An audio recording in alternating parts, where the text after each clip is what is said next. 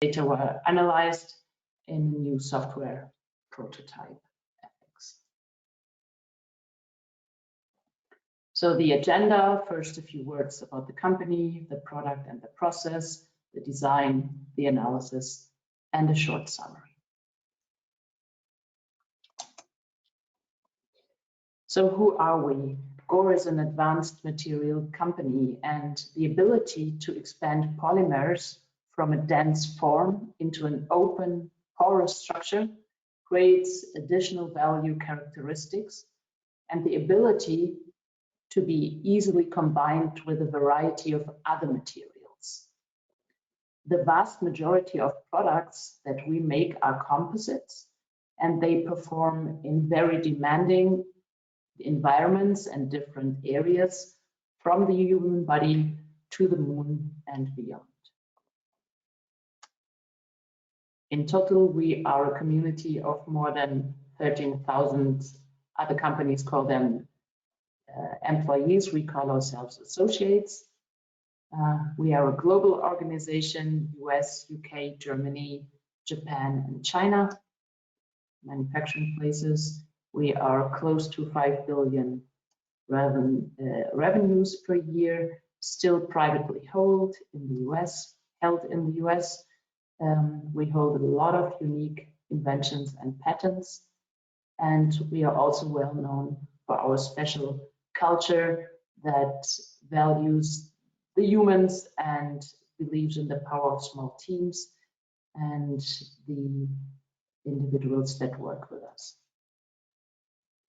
We have a very diverse product portfolio, and our advanced materials capabilities are used in more than 15 industries, from apparel, that is maybe where you know Gore from, Gore-Tex, windproof,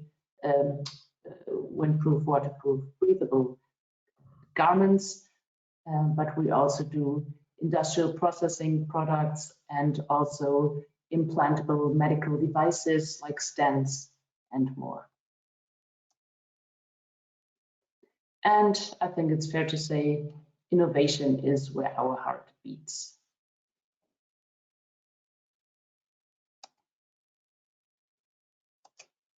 So the case study that I want to, that this DOE was applied to, is about the making of a chemical product, a functionalized fine powder copolymer. And in that picture on the right side, you can see the final product where our product is a part of. These are units for liquid filtration in the semiconductor industry, where you need a high and reliable efficiency of the filtration elements, and the strong surface properties of the filtration element, they improve the efficiency and are key for this product to function. Now, where did the case come from? We used to have a supplier for the product that we needed, and the supplier had a shutdown, so he would no longer provide us with product. And we decided to move the production from external to internal, because since 10 years, we do have a polymerization plant in Germany.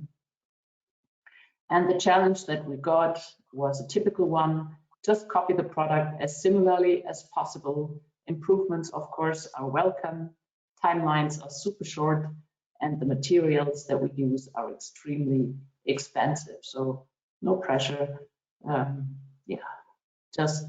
We didn't have precise recipes of how the product was made with our supplier, so we started looking into it. The chemical view on the process here is we turn two different monomers, let's call them A and B, into one copolymer. So you create a long chain of those molecules in a certain order. The order determines the properties of the polymer, of the copolymer. And in the making, we have 3 process steps that we focus on. Number one is the polymerization, and this is where the product, the polymer, is made. And then it is followed by a coagulation to extract the polymer, the copolymer, and then a drying step to take out all the moisture. And from a helicopter view, we have first the polymerization and then the finishing process.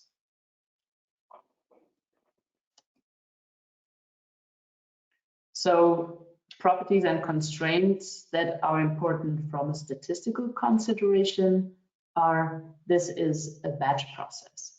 And in this case, different to most other processes we have at Gore, in one batch, all factor settings remain the same. So we make one unit in the reactor and that follows through the DOE with all the same factors applied or factor levels applied. One batch is one production unit and also one experimental unit. And that makes it easy from a statistical point of view because this requires no blocking, no split plot structure, and full randomization is possible. That increases the efficiency of the designs at a given size. Another nice feature here is material can be tested after each step. So we have access to the copolymer after the polymerization already, and also later on after the finish. Important to know for this case was one batch takes no shorter than 30 hours of making on a full-scale production line. And this is a bummer. 30 hours of making with extremely high raw material cost. And due to those circumstances, the length in the making on a full-scale line plus the material cost limit the DOE size, of course. And the execution, in fact, took several months. And this indicates how serious the process engineers were about gaining the knowledge from a systematic approach and how much they believe into the power of a DOE instead of trying one factor at a time approaches and things. They value the use of a systematic approach in the DOE. Okay, next is a look into the experimental design. After considerations of cost and time, we had a maximum budget of 24 runs. No more was considered feasible. And the goals that the team needed to achieve with this DOE was to validate the product from a development stage into commercial production. So we had kind of an idea how we could make the product, how to set up the reactor, how to set up the coagulation and finishing. But we need to test this in the bulk production scale. And of course, we need to meet all customer specifications reliably. And because we are using materials that were newer to the Bukitchen plant, we needed to identify the key process factors. And typically, if it is about identifying the key process factors, you would do a screening design. At the same time, also because we've done this before, we wanted to make predictions for future process capability. So what will the yield be and how well will the product run through the process? We need to be able to do optimization by a response surface model. So in essence, we wanted to combine the screening phase and the optimization phase into one single DOE, into one single experiment.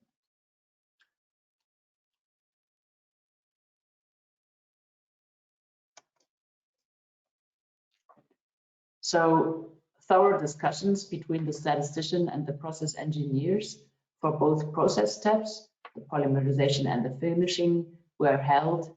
We reviewed the flow of the material through the process and how everything works. That's important for me as a statistician to be able to set up a DOE that is practically feasible.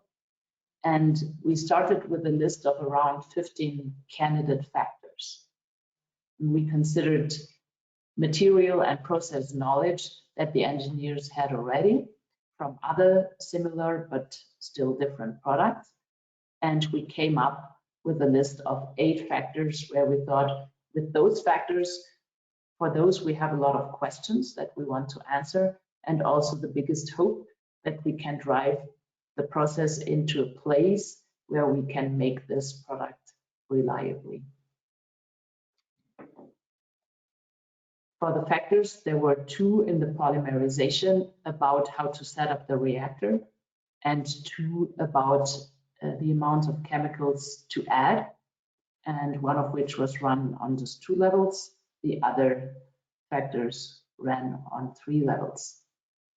For the finishing part, we had 4 factors, and they are written out. The poly factors are blinded for intellectual property protection reasons.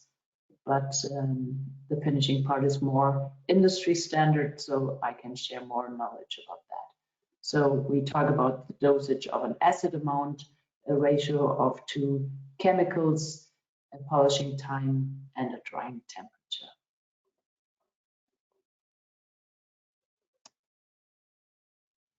Another tool that I use when planning a DOE is to discuss the 2-factor interactions with the engineers. It is a painful exercise most of the time because it is a lot of work, and response by response, you discuss through the interactions of factors and the levels, how they interact together. But it's a really good way to bring out the knowledge that the engineers have to the table and have them discuss, review, and share knowledge and come to a common understanding of the process. And it also helps, like when the DOE cannot be that big, to focus and prioritize the 2-factor interactions. So totally there are 28 2-factor interactions in this case, which is a lot. So we wanted to identify the key ones, and we did. And this exercise works in a way that we classify the interactions as high, medium, or none. And it's also okay to say, we simply don't know. And then we make a decision whether we want such an interaction in the model or not. So to summarize, for the statistical model, we have only continuous factors in this case, 6 of them on 3 levels, 2 of them on 2 levels. And the minimum viable model that we really, really needed is the 8 main effects, the 6 quadratic effects, and 8 2-factor interactions that have a big potential in the process and that we want to be able to estimate. And the selection was, as shown, based on subject matter expertise.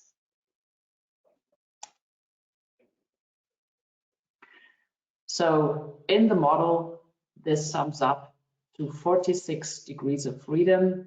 This results in 2 to the power of 46 potential models.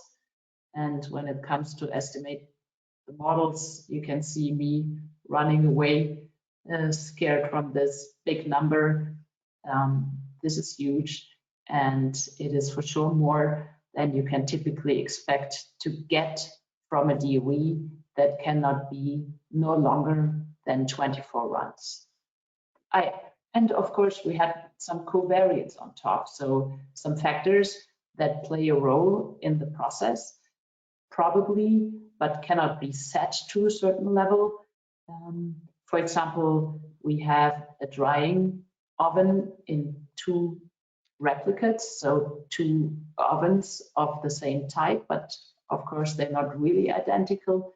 And we weren't able to determine prior to in the planning phase to say this will go into oven 1 or 2. So we could only record which oven was used, but we couldn't plan it. and therefore that was a covariate. There were two more covariates that were product properties that we measured after the polymerization.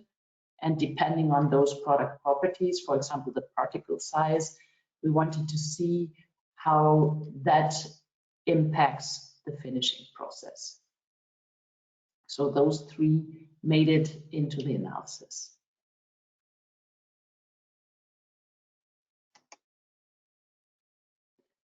So you can see the design requirements listed here.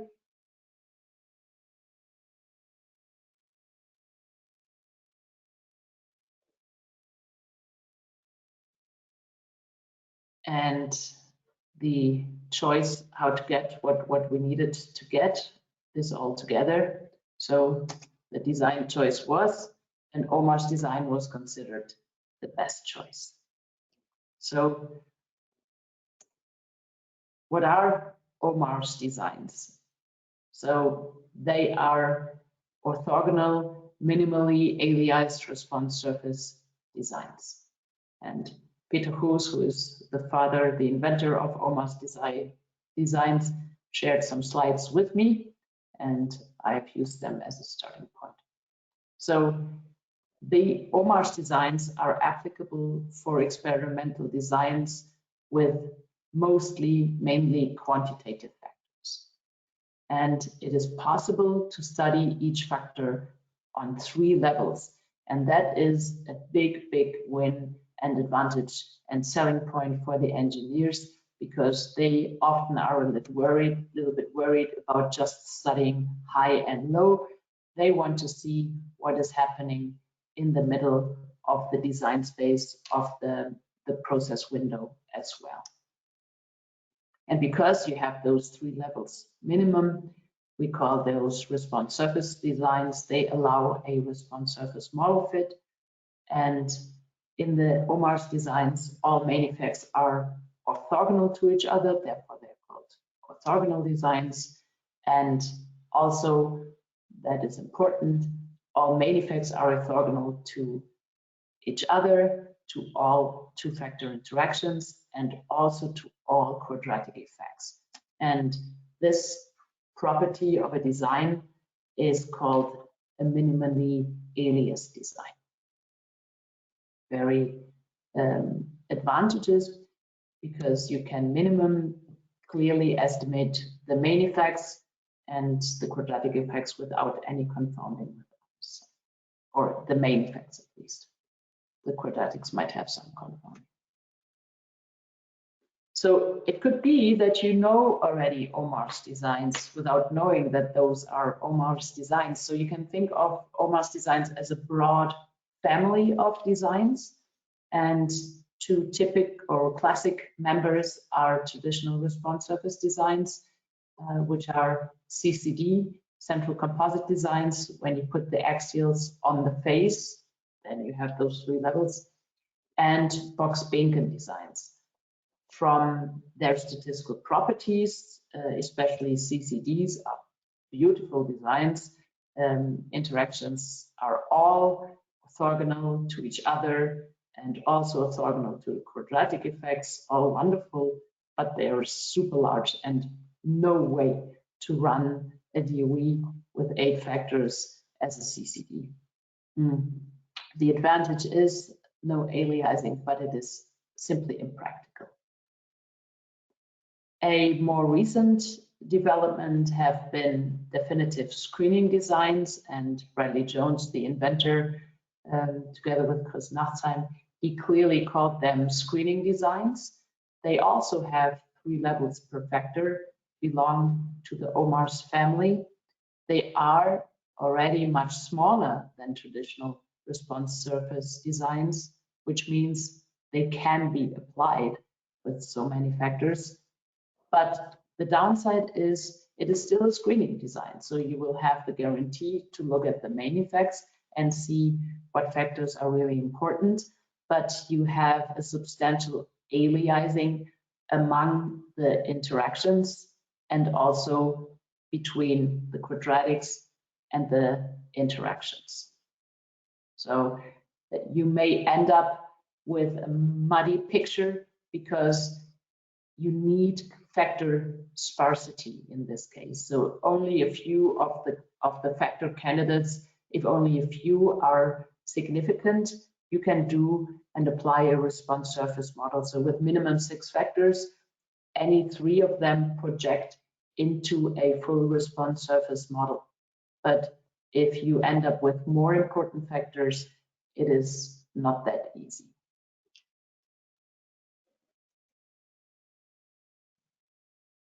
So this catalog of original OMARS designs that was made available by Peter Hoz and Jose Nunez, that catalog bridges the gap between the small DSDs and the large traditional response surface designs. So those designs are available in a library and they are not made by an optimization algorithm on the fly. You really take it off the shelf. And it is a screening and response surface experiment in one, with a guarantee that you will be able to fit your model with all the factors and effects that you have. The OMARS designs have pretty good projection properties. They have clearly less aliasing and a somewhat better power for the quadratic effects even.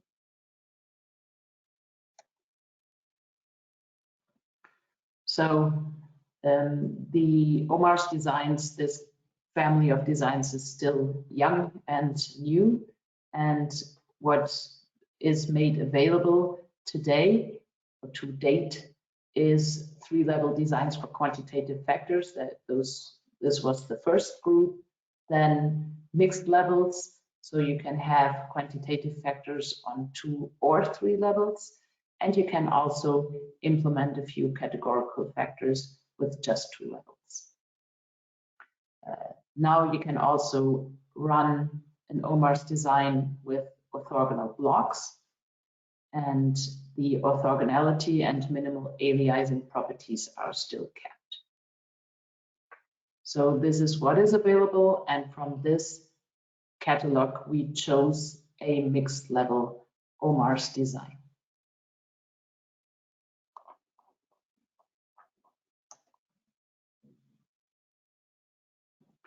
So the properties of the design that we chose and actually executed is it is a uniform precision DOE. That means for each column in the design matrix, you have the same number of zeros for each factor, and of course for the 3-level factors.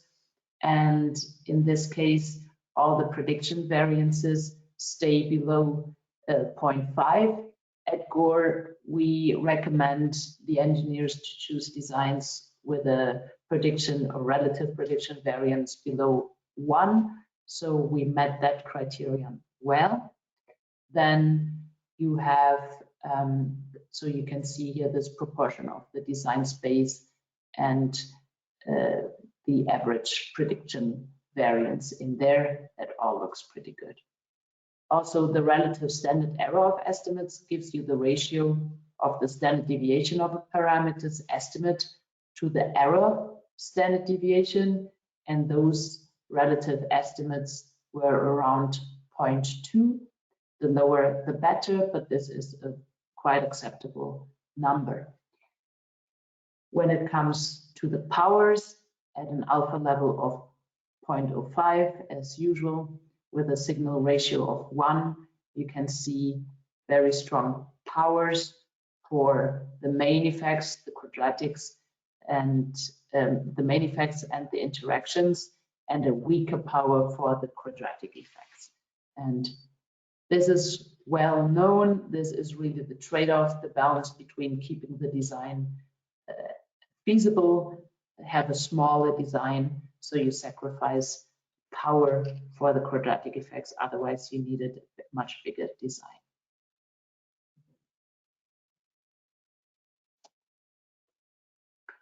Another key graph for a design and for the evaluation of its performance is the color map on correlations, because that will tell you how big your chances are to read from the model and learn from the model and rely on the model that the effects are clear. So for the labeling, the 6 factors on 3 levels are labeled X1 through X6, and C7 and 8 are the ones on 2 levels only. And on the scale, you can see blue means no confounding, no correlation between factors in the design. And this upper red, this upper triangle here shows you have no confounding between the main effects themselves. Then this brown area shows you have no confounding between main effects and the 2-factor interactions. And this last bit shows, as last piece of the minimally aliased designs, the main effects are also orthogonal to the quadratic effects. So this area is clean, a minimally aliased design. And then in this corner, in this triangle, you can see this is where the confounding starts. So between the 2-factor interactions, but overall, no pair of interactions is correlated more than at the level of 0.5. And we made sure that those 8 interactions that we are very interested in, that they were not confounded with any other interactions in a bad way. Then you see more correlation, a bit more in the direction of red for the quadratic effects together with the 2-factor interactions. But fully acceptable given the challenge we had. So this is what the experimental plan looks like. The 4 factors for the polymerization, the 4 factors for the finishing experiment or part of the process, and all the settings, 24 in total. So this is the experimental plan plus the covariates that were used in the analysis, and those are, of course, just fake numbers, but at least you can see what it was.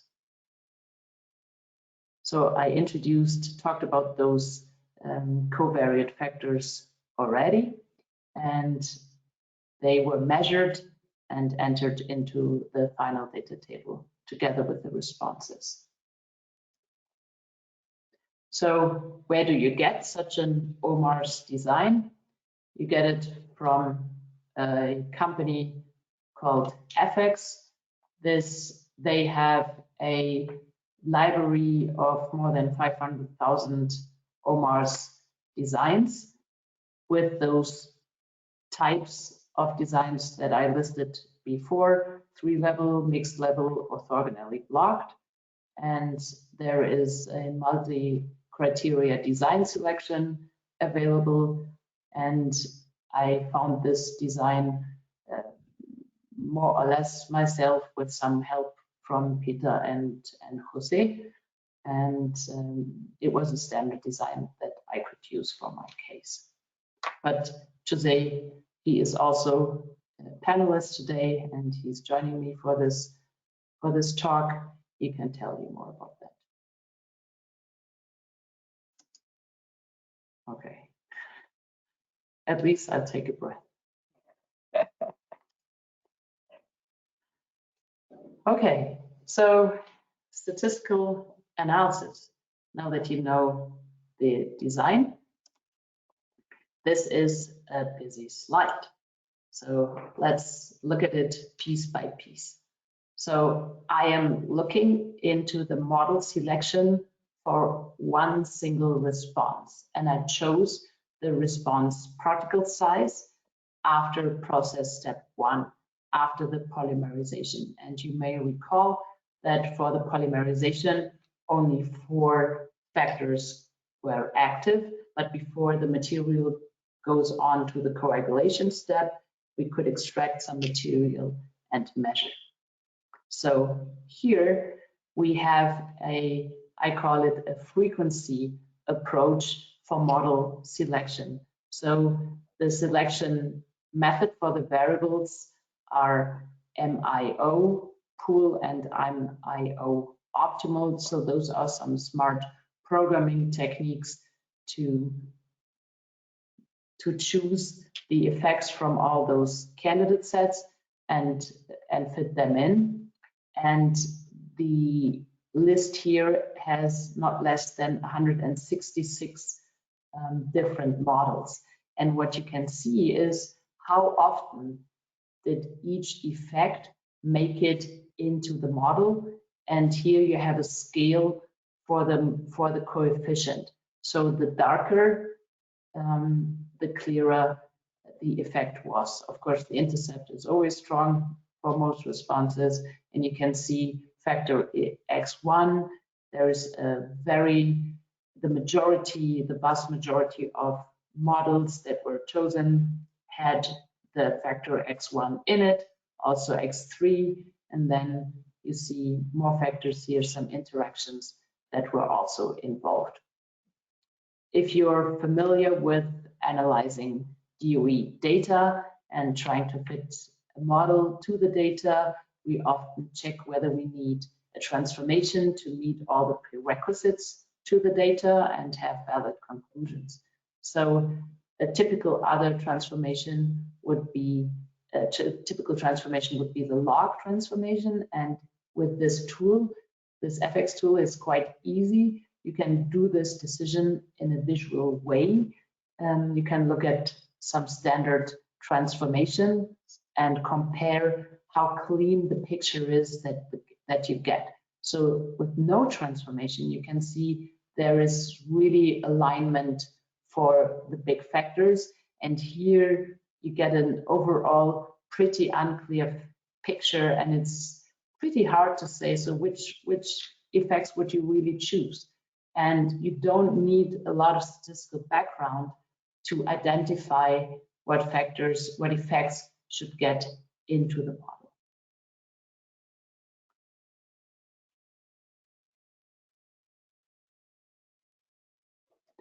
Furthermore, I am a fan of factor heredity.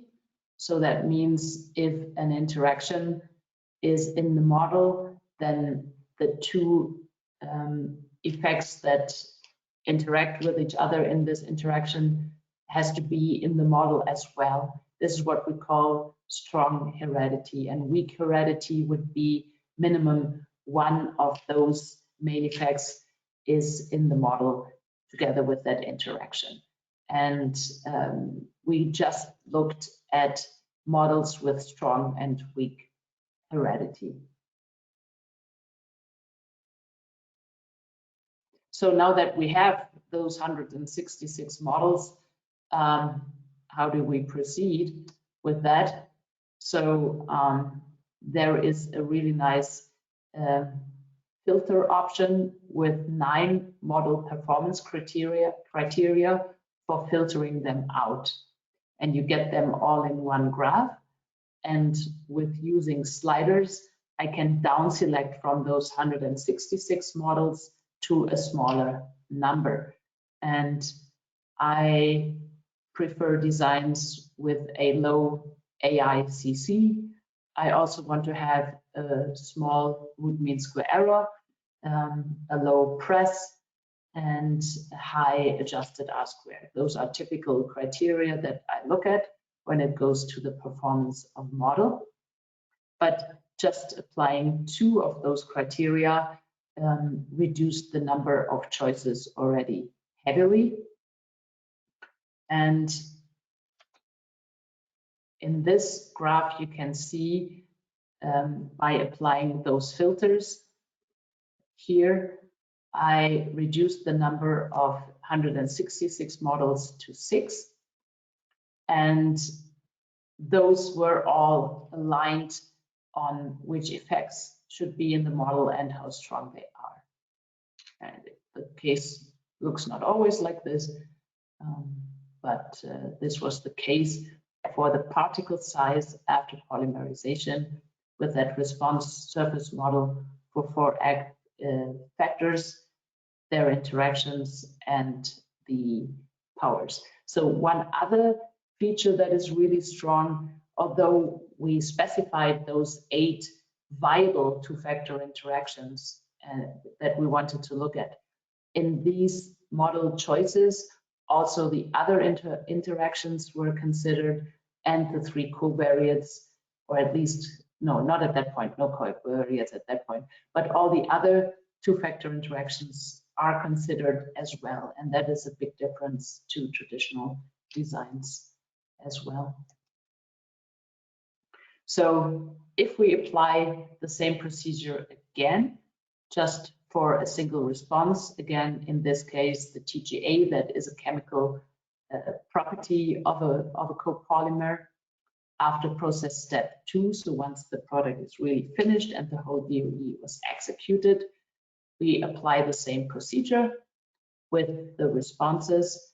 And in this case, you just have more model effects because now 8 factors have been applied. And so you have more main effects, more interactions, and more quadratics. I applied the same way of filtering the models. Of course, I checked whether a transformation would be needed, and down selecting 5 models from the more than 100, this was what I ended up with. And there's also tools available like the traditional residual versus predicted plot and things. I can still look at that for the model that was picked and recommended. So I can down select from those many designs that I see, where I see the performance on one graph, and down select the ones that meet the criteria, the performance criteria that I have and what I think makes it a good design. So for the optimization, now that we have all those single analyses, of course, the engineers have the question, okay, so how do we run our process? What is a process setting or a process window of all our factors where we have the highest chance to meet all our customer specifications? So where do we put our process? And for that, we considered, from the 13 or 15 responses that we measured, we considered 4 as really key. And we wanted to be 95% confident that those prediction intervals have a good chance to meet the specifications. So they have good prediction intervals. And in this graph, you can see how this was applied. So I give you a second to look at that graph.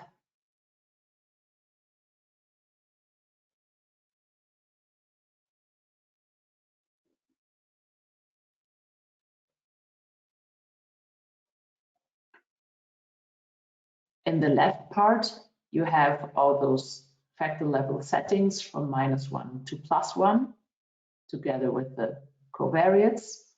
And then you have the customer specifications, those product properties that need to be within a certain range.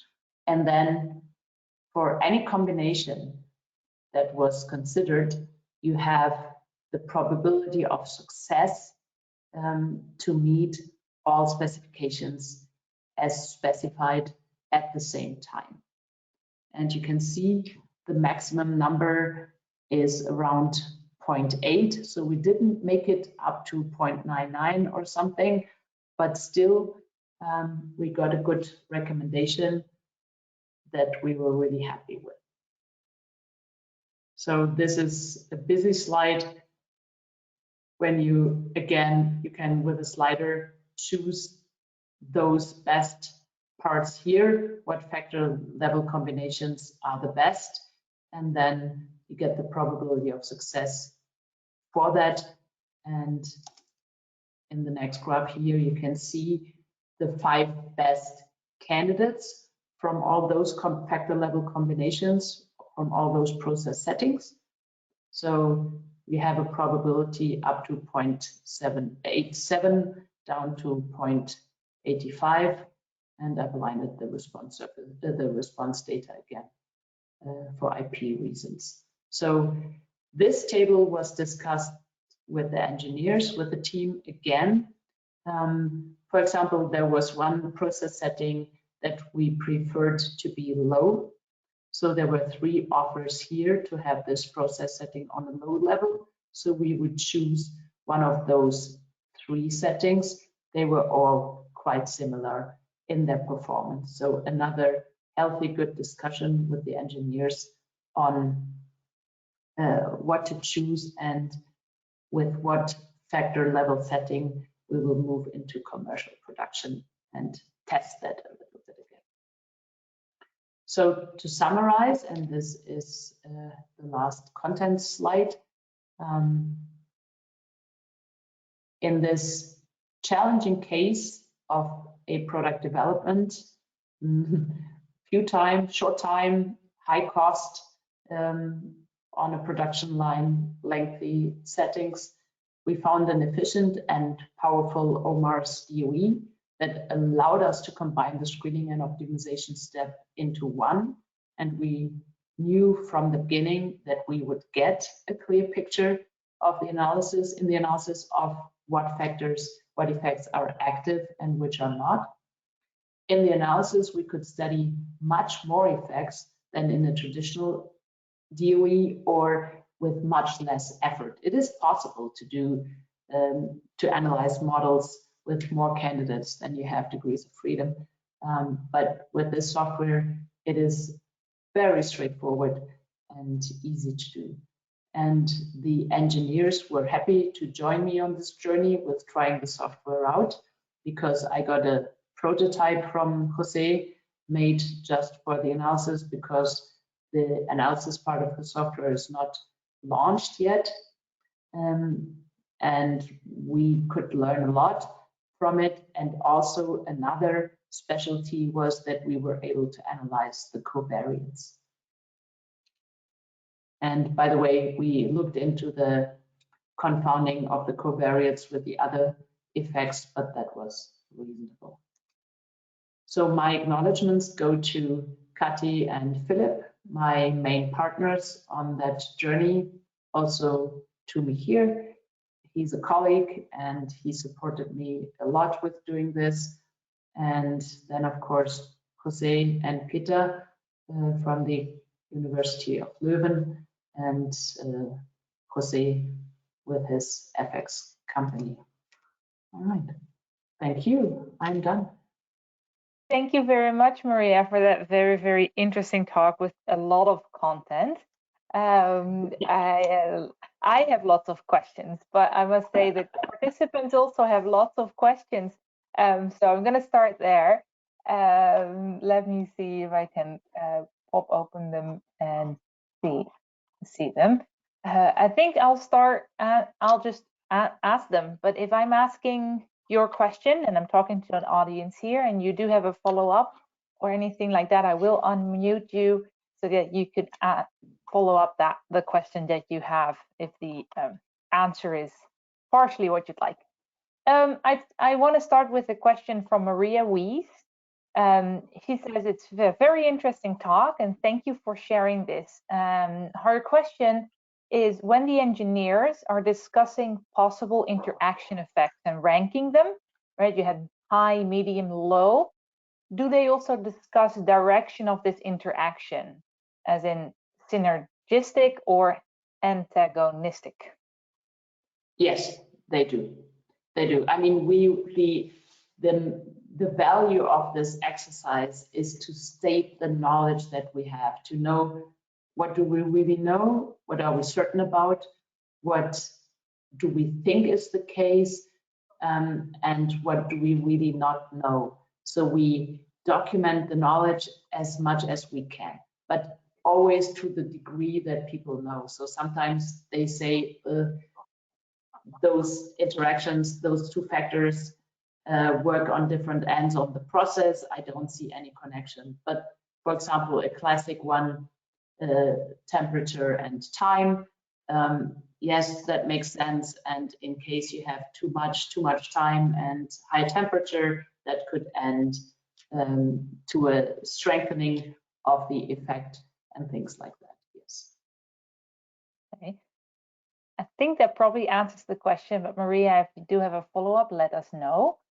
In the meantime, let me go to a sort of general question that was asked by, let me see where I can find it, Muhammad Haroon, and he asks, what are the limitations of the OMAR design? Well, like any design, you could see in the correlation, in the color map on correlations, of course, there are correlations. So when you identify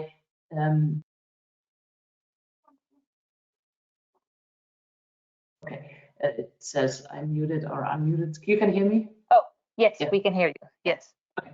Yeah. So like the same limitations like with any other design, you check the performance criteria ahead before you execute the design.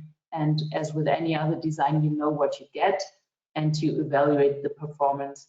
And I haven't come across any other specific downsides of it. I just found it to be a very, very efficient type of design. Yeah. I hope that answers the question. If not, I think so. I think so. If not, we will hear it. I have a question from Eric van Hatalo. Sorry if I pronounced your name incorrectly. He says, thank you, Maria, for a great talk. Did I get it correctly that all the analysis and visualizations are made through FX? And I would like to add to that, because I think a lot, at least from the presentation, these visualizations look very informative but also quite complex. What was the role in the project of having these visualizations?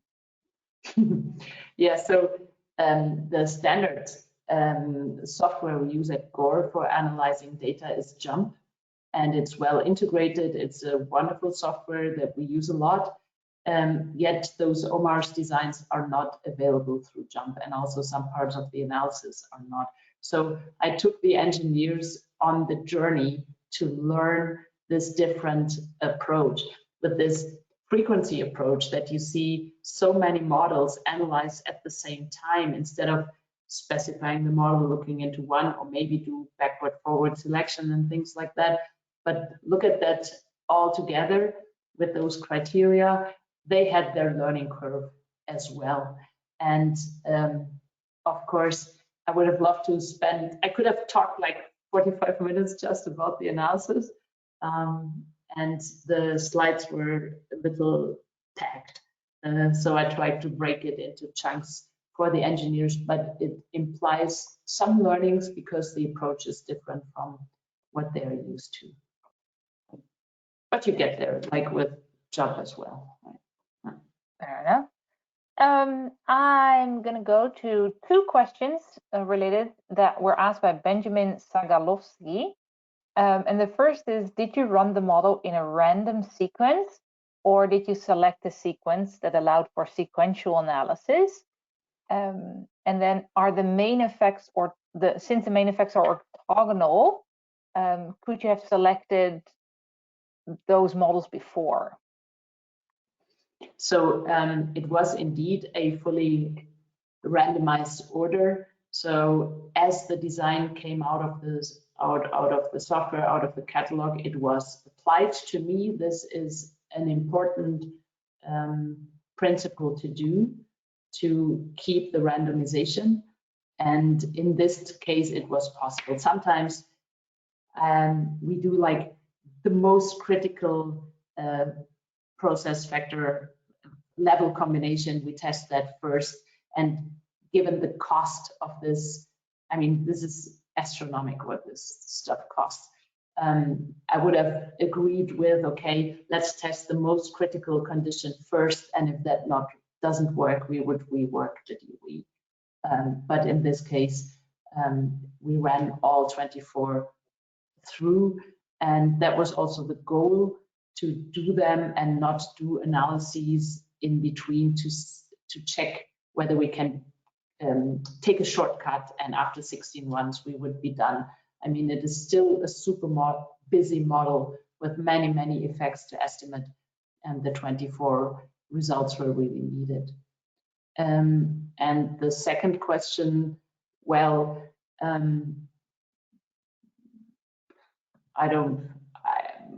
have never, so in the traditional way of running DOEs, I do set up the model before, and I do exactly, I would have listed those 8, the 2-factor interactions, the main effects and the quadratics, and ask for a design that suits that model, that can estimate that model. Yes, in that case, I would have chosen the model before. But with this model selection tool that you have, you can do in a realistic time and in a functional way, you can really pick from many, many more models than you have, and down select models that are useful. I mean, still, we do discuss the interactions. If there's something that pops up as significant, we still review, does that make sense from a practical point of view? Is that a realistic interaction? And if not, we ignore them. And we've done that in this process, right? Because there would come up interactions where you say, I would never have let them into the model. We have excluded them. And that's possible as well to say, for this, this list of effects can be excluded and they shouldn't pop up. Great. Well, I have many more questions. I think I'll do 2 more just to, give you a break as well and round off this hour. But Jay Koch is asking, having the covariates in the game, how did you sort of manage to keep those conditions stable over all these months of using executing the experiment without even using things like blocking? I'm not sure whether I'm. So I guess what's asking is, how did you deal with the covariates? Were they even sort of stable over the experimental all the runs, or over the whole time? Yes, yeah. I mean, one covariate was just those 2 replicates of the oven, and that was done. Did it go into oven 1 or oven B? And they are stable. Those are production units, a standard tool that we use in production. And the other 2 were product properties of the material after the polymerization. And you can check with a control chart that there was no pattern, no special trend or anything in those. Okay. Yeah. And then a final question from Eric Johansson is, did you run any replication? No, we did not. That's an easy answer. A yes or no question to end off with today. Great. Maria, thank you very much for sharing this all with you. I want to share my screen for a minute before everybody's off to their next meeting. Are you seeing my screen? Yes. Yes, great. So first of all, thank you very much for sharing this with us. It was a very inspiring talk with lots of things to think about. I'm sure that if other people have questions, they're welcome to reach out to you and learn more. I also want to advertise our upcoming seminars or webinars, I should say. We have 2 upcoming, one in October or early November on problem framing, which is a published article by Roger Hurl and his co-authors, and then in December we'll be talking about statistical engineering efforts within Brazil. Having said that, it's at 5 o'clock, at least in my time zone, which means our hour is up. Thank you very much for all the participants. We had over 100 at one point and are still up to over 80 at the moment. So we're very happy to have you all sharing this journey with us, and we look forward to seeing you in our webinars and events soon. Maria, thank you very much for this, and have a lovely evening. Yeah, thank you. Pleasure. Bye-bye. Bye-bye.